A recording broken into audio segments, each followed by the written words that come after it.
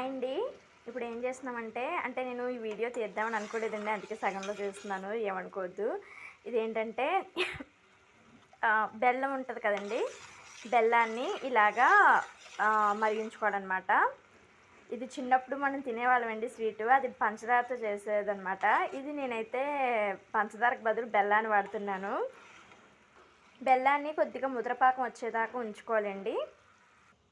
చూడండి ఇలా దగ్గర పడింది కదండి. ఇప్పుడు మనం కొబ్బరి ముక్కలు వేసుకుందామండి. కొబ్బరి ముక్కలే వేయాలండి. ఇది చాలా బాగుంటుంది, క్రంచీగా పిల్లలు తినడానికి అయితే మాత్రం చాలా బాగుంటుంది. తురిమేయొద్దు, తురిమేస్తే మళ్ళీ మనకి కొబ్బరి ఉండలు అయిపోతాయి. ఇది అలా కాకుండా ఇది అచ్చులాగా వస్తుందండి, చాలా బాగుంటుంది.